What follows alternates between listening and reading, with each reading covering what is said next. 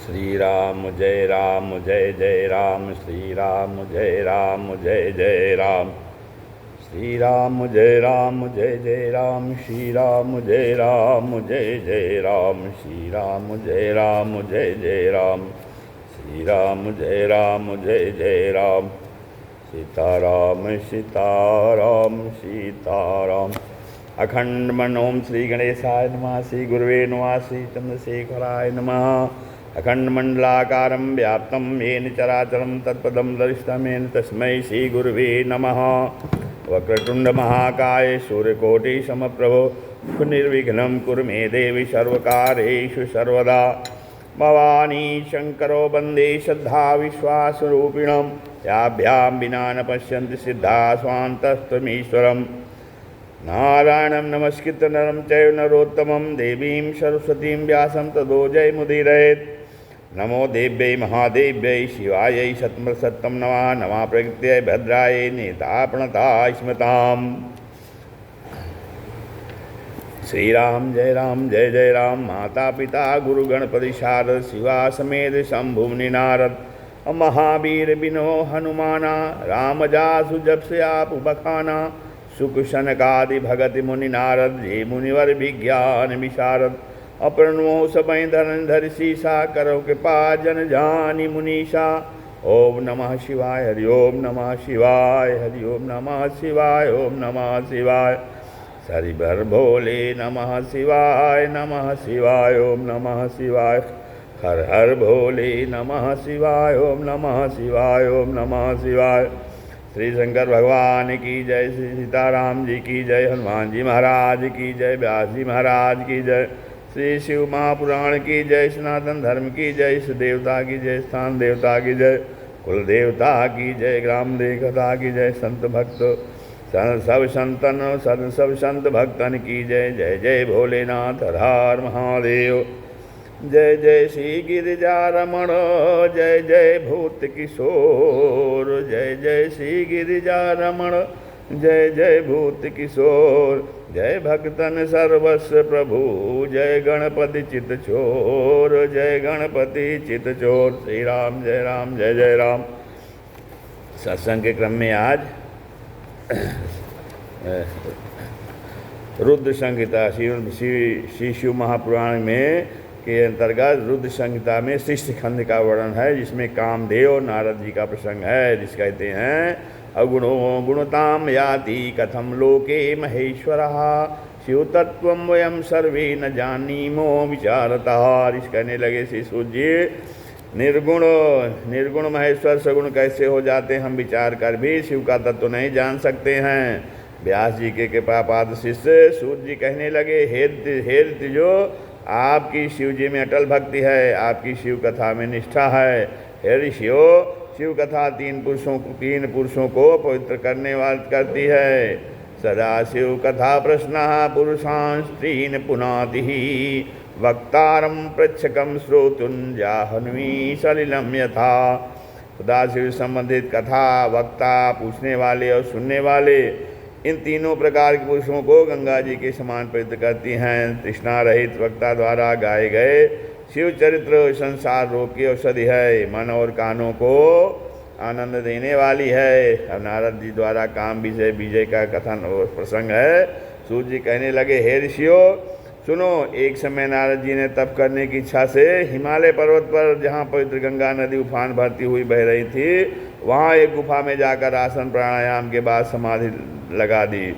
नारद जी के अखंड तप से देवराज इंद्र को अपने इंद्रासन की चिंता होने लगी कि क्या नारद जी इतना अलौकिक तप कर मेरे इंद्रासन को लेना चाहते हैं। इंद्र ने नारद जी के तप में विघ्न डालने के लिए कामदेव को बुलाया। इंद्र कहने लगे, तुमने अनेक मुनियों की तपस्या को खंडित किया है, अब आप नारद जी के पास जाकर अपना प्रभाव दिखाकर उनके तप को निष्प्रभावी कर दो।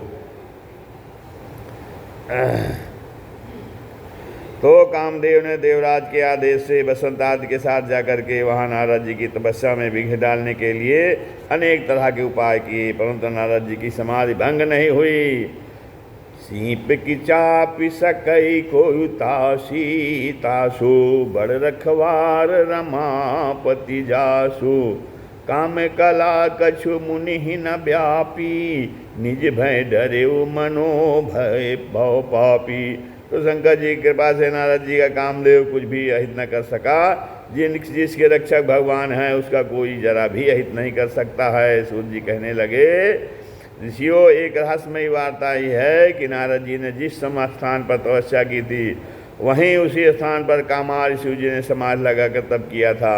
कामदेव ने जब उनकी समाधि में विघ्न डालने का प्रयास किया तभी शिव जी ने अपने तीसरे नेत्र को खोलकर कामदेव को भस्म किया था। पीछे देवताओं ने और रथ ने स्तुति की थी, तब शिव जी ने रथ को वरदान दिया था कि अब तेरा तितो नाथ कर होई नाम अनंगु, अब तेरा तितो नाथ कर होई नाम अनंगु, बिनु बपु व्यापी सबहि पुनि सुन निज मिलन प्रसंगु, बिनु बपु व्यापी सबहि पुनि सुन निज मिलन प्रसंगु। अजब जदुवंश कृष्ण अवतारा, होई हरन महामहि भारा, कृष्ण तनय होई पति तोरा, बचन अन्यथा होई न मोरा। हे रति, द्वापर में जब श्री कृष्ण अवतार लेंगे, पृथ्वी का भार उतारेंगे, उन्हीं का पुत्र तेरा पति होगा। उसी समय शिव जी ने कहा था कि हे देवताओं, भविष्य में इस मनोहारी पवित्र स्थान पर कामदेव का प्रभाव नहीं होगा। उसी उक्ति के कारण नारद जी की तपस्या में कामदेव कोई विघ्न नहीं कर पाया था।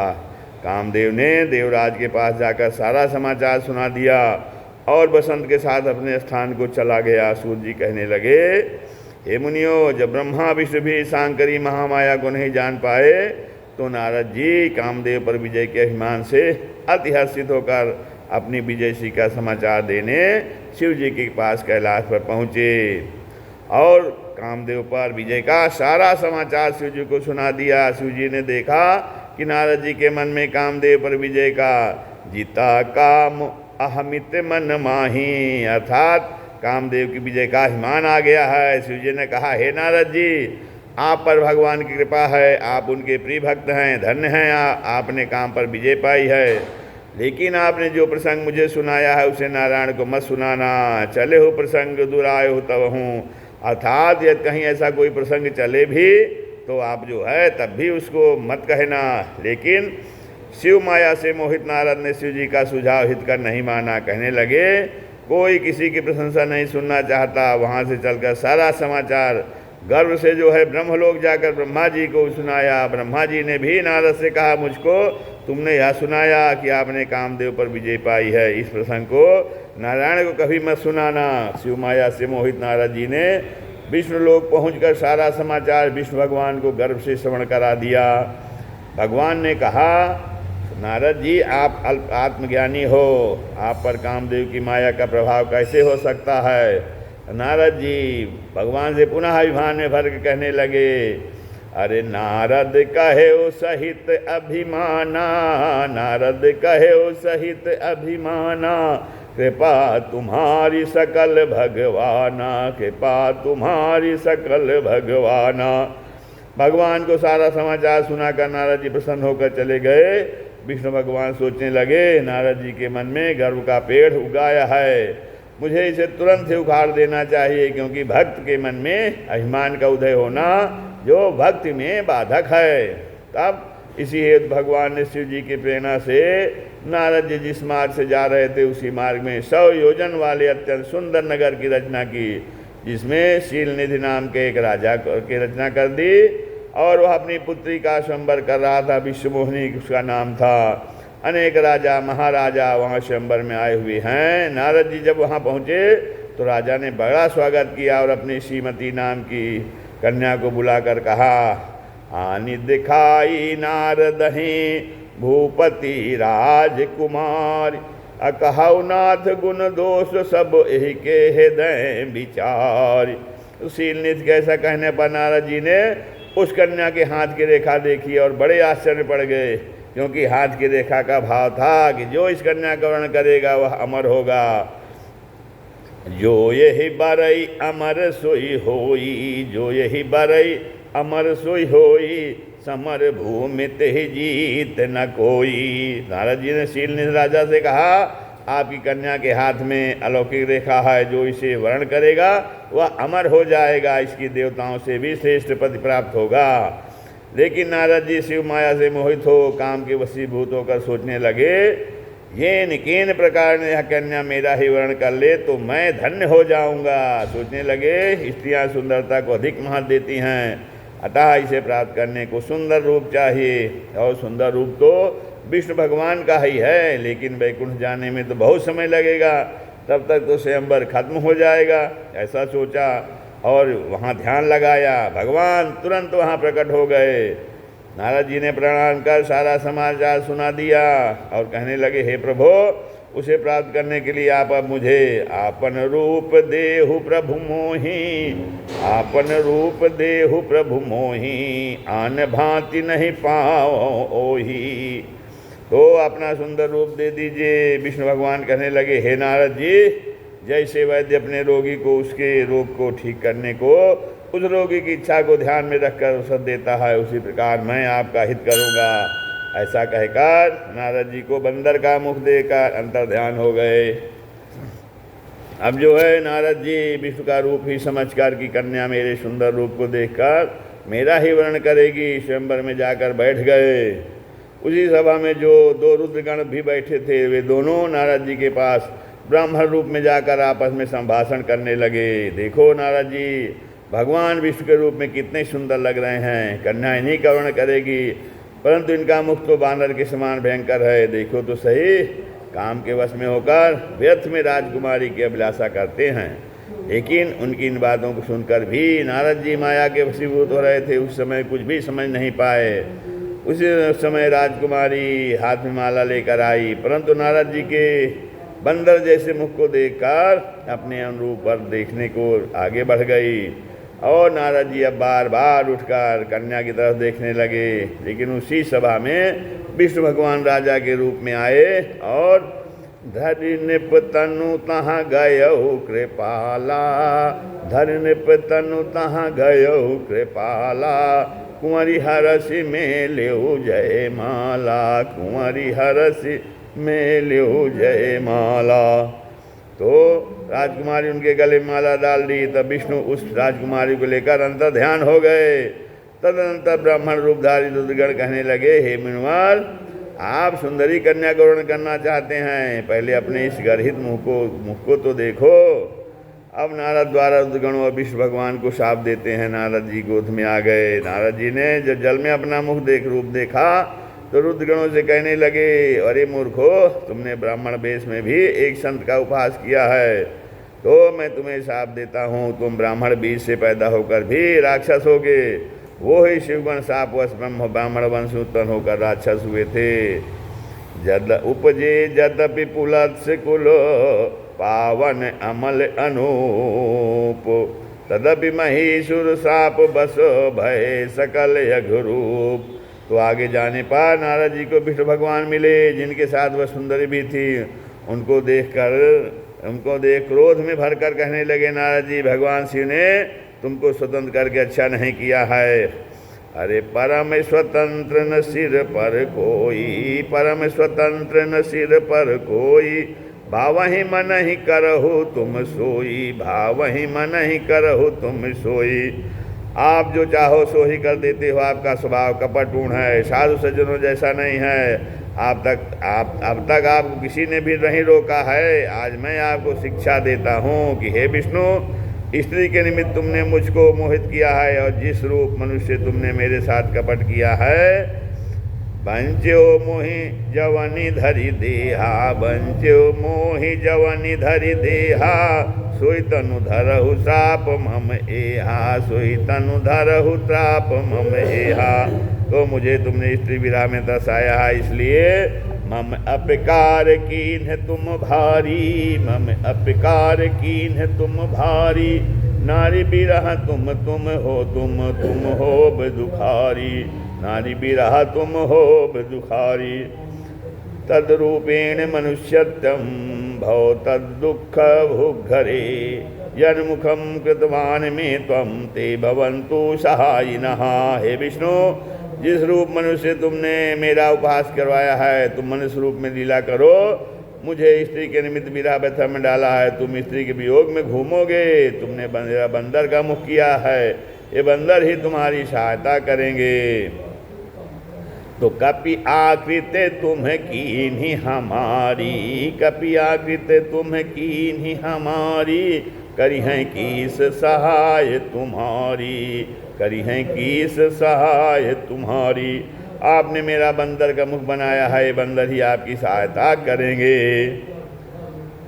तुम सर्वश्रेष्ठ सबसे ऊपर, तुम सर्वश्रेष्ठ सबसे ऊपर, मन में आवे सो करते हो, मन में आवे सो करते हो। नहीं संत भक्त का ध्यान रखो, नहीं संत भक्त का ध्यान रखो, उनका भी अनहित करते हो, उनका भी अनहित करते हो।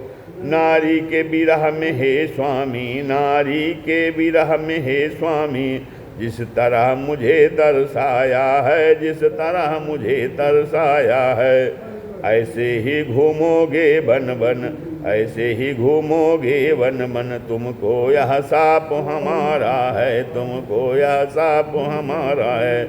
ऐसा कहकर नारद जी शांत हो गए। शिव माया ऐसा ही करना चाहती थी, इसलिए विष्णु ने साप स्वीकार कर लिया। तदनंतर शिव जी ने अपनी माया का प्रभाव खींच लिया। माया के हटते ही नारद जी को वहाँ नहतः रमा न राजकुमारी, नहतः रमा न राजकुमारी, न तो लक्ष्मी जी दिखाई दी न राजकुमारी दिखी। तब विस्मित होकर व्याकुलता में पश्चाताप करने लगे, प्रभो मेरे अपराध को क्षमा करो। अरे मृषा हो मम साप कृपाला, मृषा हो मम साप कृपाला, मम इच्छा कह दीन दयाला, मम इच्छा कह दीन दयाला। नारद जी कहने लगे, हे प्रभो मेरे द्वारा दिए गए सभी साप झूठे हो जाएं। भगवान कहने लगे, हे नारद जो भी कुछ हुआ मेरी इच्छा से हुआ है। नारद जी भगवान के चरणों में गिरकर क्षमा याचना करने लगे। भगवान नारद जी को अपने चरणों से उठा कहने लगे, न खेदम कुरु में भक्त वरस्त्वम नात्र संशय। हे नारद जी, हे भक्त नारद तुम खेद मत करो, उसमें संदेह नहीं कि तुम मेरे श्रेष्ठ भक्त हो। जो भी तुमने किया है वह सब शिव माया ने ही कराया है, उसी ने तुम्हारी बुद्धि हर ली और मुझे स्थापित कराया है। अब आप संदेहों को त्याग कर शिव सतनाम स्तोत्र का जप करो। सतनाम शिव स्तोत्रम सदानन्य मतिर्जप, जपहु जाई शंकर सतनामा, जपहु जाई शंकर सतनामा, होई हृदय तुरत विश्रामा, होई हृदय तुरत विश्रामा। हे नारद जी, शिव नाम रूपी दावाग्नि से आपके सभी महापातक रूपी पर्वत अनायास ही भस्म हो जाएंगे और आपके मन को परम शांति प्राप्ति होगी। सूत जी कहने लगे, हे ऋषियों, नारद जी ने कामदेव पर विजय तो पाई थी, लेकिन मन में अभिमान छा गया था। नारद ने काम विजय तो की, नारद ने काम विजय तो की, मन में अहमति अति भारी थी, मन में अहमति अति भारी थी। इस ही कारण सब जगत हंसा, इस ही कारण सब जगत हंसा, नारी की चिंता जागी थी, नारी की चिंता जागी थी। हे मुनियों, इस प्रकार नारद मुनि का वृत्तांत आप लोगों ने सुना। आप शिवगणों का साप का उद्धार कैसे हो रहा है। सूत जी कहने लगे, जब विष्णु भगवान नारद जी को सांत्वना देकर चले गए, तब नारद जी धराधाम पर शिवलिंगों का दर्शन करते हुए विचरण करने लगे। जब शिवगणों ने नारद जी को शांतमन देखा, तो शिवगणों ने नारद जी के चरणों में गिर करके सापोद्धार की प्रार्थना की। रुद्रगण कहने लगे, हे नारद जी, हम ब्राह्मण नहीं हैं, हम दोनों आपके अपराधी शिवगण हैं।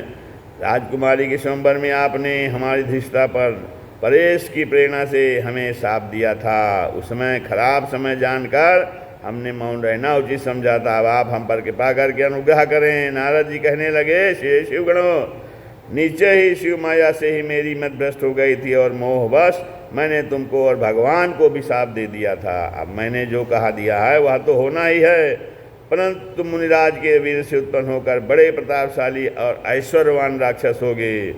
सर्व ब्रह्मांड राजानो शिव भक्तो जितेंद्रियो, शिवा परतनोर्मृत्युम प्राप्य स्वम पद्मापशथा। समस्त ब्रह्मांड के राजा होकर शिव भक्त एवं जितेंद्रिय होंगे और शिव के ही दूसरे स्वरूप श्री विष्णु के हाथों में पाकर फिर आप दोनों अपने पद पर प्रतिष्ठित हो जाओगे। इस प्रकार नारद जी शिव गणों का शापोद्धार कर, श्री तीर्थों का दर्शन कर, श्री काशी विश्वनाथ के दर्शन कर ब्रह्मलोक को चले गए। श्री राम जय जय राम।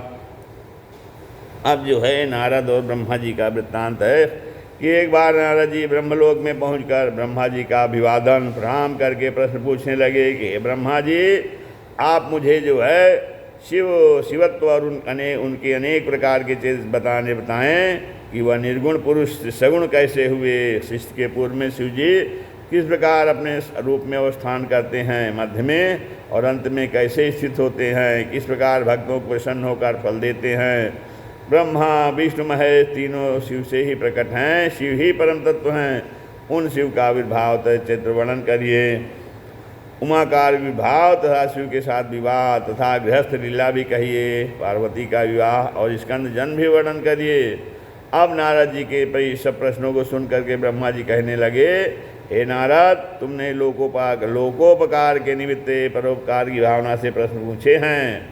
अब तुम उनके उत्तर सावधान होकर सुनो। जब महाप्रलय काल में स्थावर जंगम सब प्रलय हो गया था, चंद्र सूर्य ग्रह तारों गणों के न होने से चारों तरफ अंधकार ही अंधकार था। अग्नि वायु जल दिन रात पृथ्वी व जल कुछ भी नहीं था। प्रधान आकाश और दूसरा तेज भी नहीं था। शब्द स्पर्श गंध रूप रस और दिशा सभी अव्यक्त अपकट थे।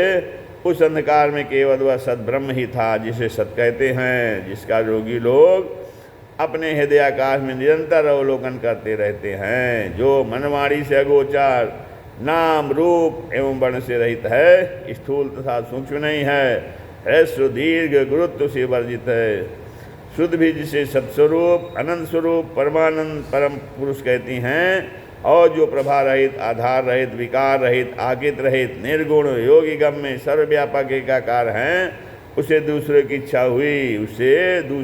इच्छा हुई।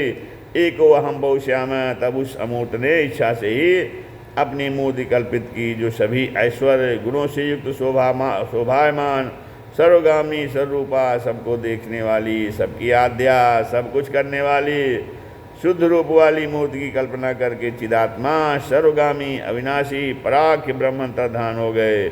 जो अमूर्त पर तत्व है वही सदाशिव है। पंडित उसे सदाशिव कहते हैं, ईश्वर कहते हैं।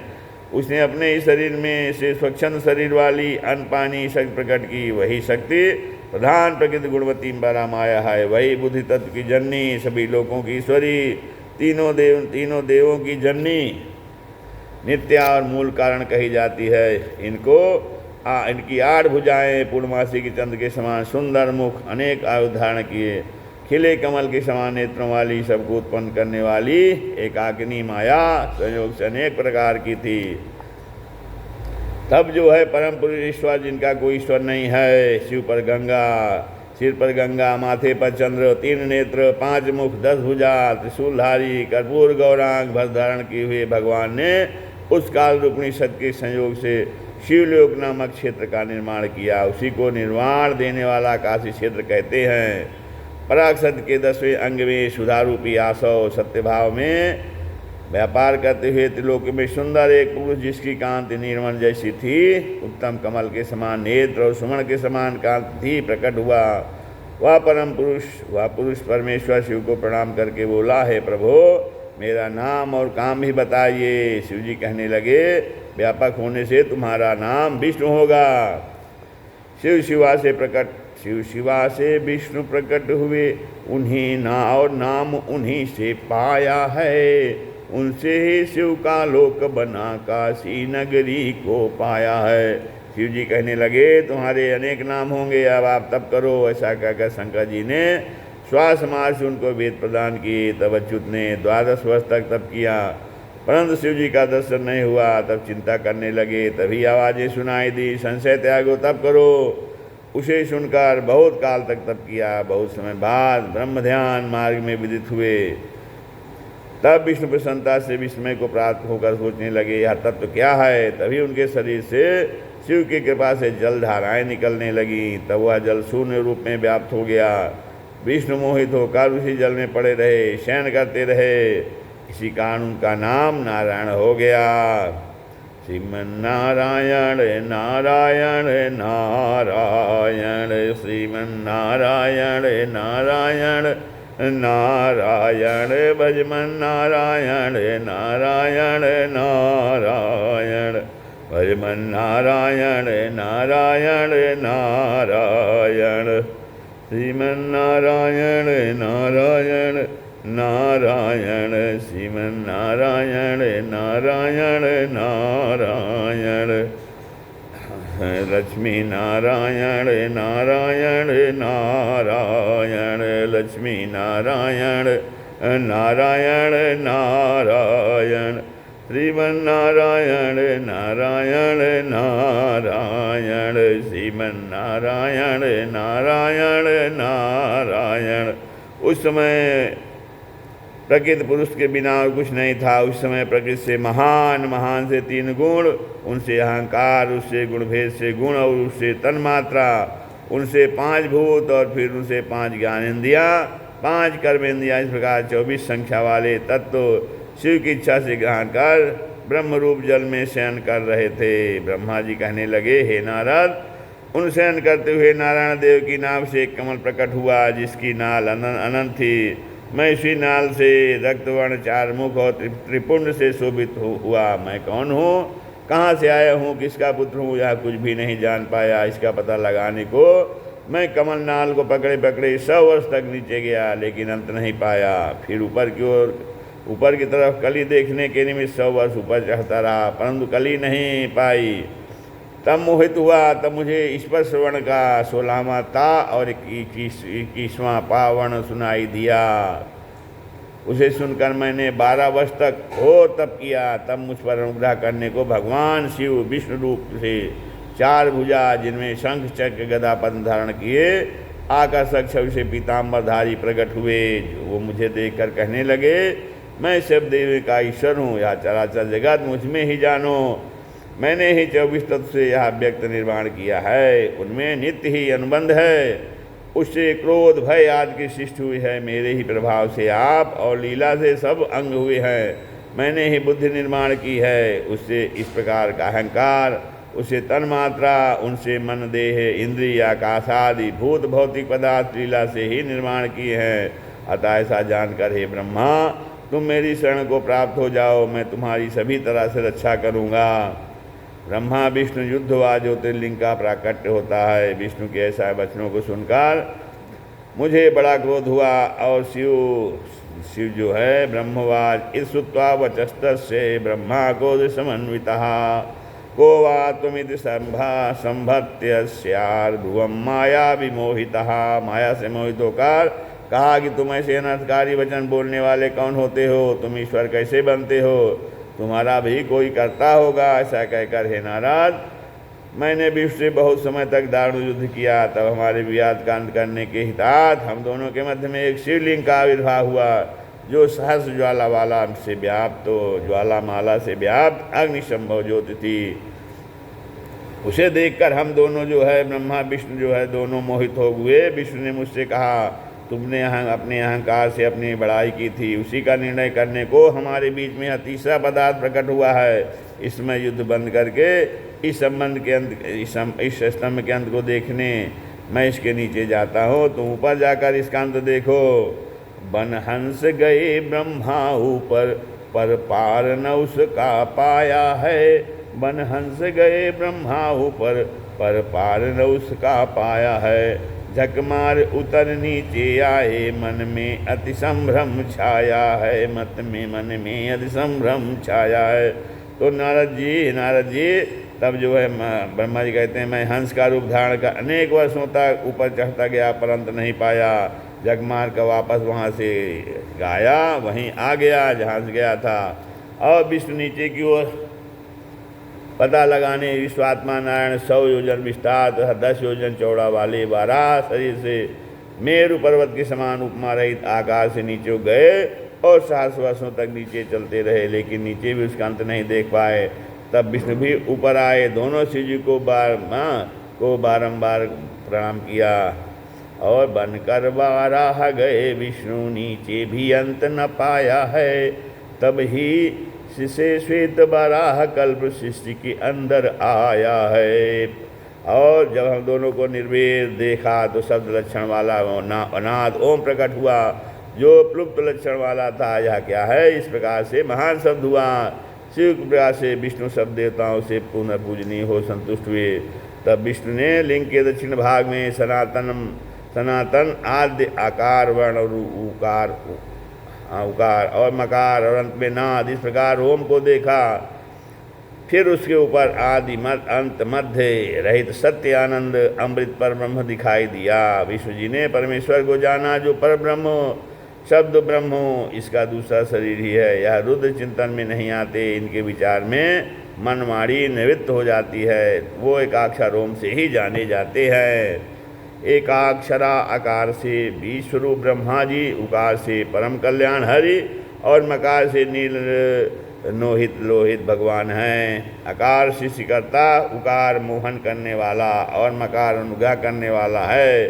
मकार विभु बीजी, आकार बीज, उकार हरि को योनि प्रधान पर पुरुषेश्वर है। बीजी और बीज उसकी योनि और नार संज्ञक महेश्वर है। बीजी आत्मा को विभाग करके स्वेच्छा से स्थित हुआ। इस प्रभुलिंगी के बीच से आकार हुआ, यह उकार योन में पढ़कर पढ़ने लगा, उसे अंड हुआ। उस समय अंड अभेद और अलक्षण था। यह दिव्य अंड अनेकों वर्षों तक जल में स्थित रहा। 1000 वर्ष पीछे ब्रह्मा जी ने इसके 2 भाग किए। उससे ऊपर का भाग द्विलोक और नीचे का भाग पंचतत्व को पृथ्वी प्रकट हुई। उस अंड से भव शंकर और कार नाम वाले प्रकट हुए, चतुर्भुज प्रकट हुए।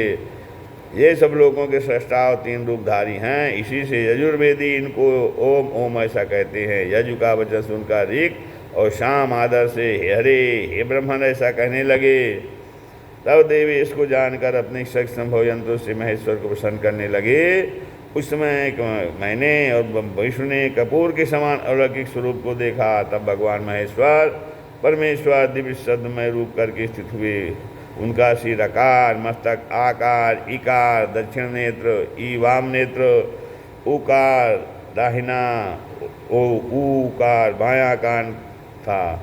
रिकार दाहिना कपोल, रीकार बायां कपोल था। री और री दोनों नासापुट, ए ऊपर की ओर, नीचे का ऐसे ओर था। ओ और ओ क्रमशः दांतों के ऊपर और नीचे पर की पंक्ति अम और हा दोनों तालु थे।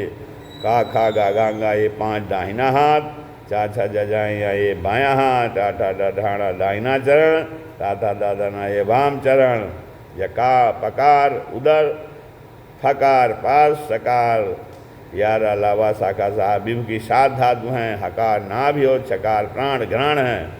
हम दोनों उनके इस शब्दमय रूपों को देख कर कृतार्थ हो गए। जब हमने ऊपर को देखा तो वहाँ ओंकार शिव ईश्वर और वर्ण हुए और ओंकार का घोष हुआ। उनसे गायत्री का उद्घोष जगत में प्रकट हुआ। तो 5 कला संयुक्त स्फटिक मण के समान स्वच्छ और सुंदर 38 वर्णों संपन्न है। तो यहाँ ओंकार साधक का साधक है, बुद्धि देने वाला गायत्री प्रकट 24 वर्ण वाला यथा ओम तत्पुरुषाय विद्महे महादेवाय धीमहि तन्नो रुद्रः प्रचोदयात्। यह 24 वर्णों से युक्त चारों कालों में श्रेष्ठ हैं।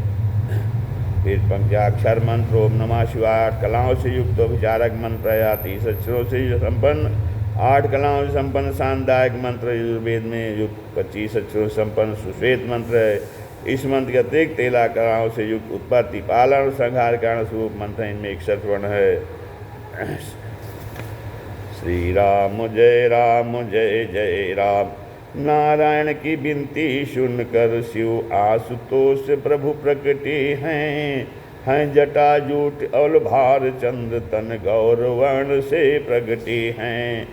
सर्वांग भस्म से भूषित हैं, त्रिपुंड मस्तक पर फबता है।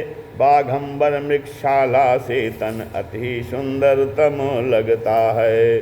श्री राम जय जय राम, श्री राम जय जय राम।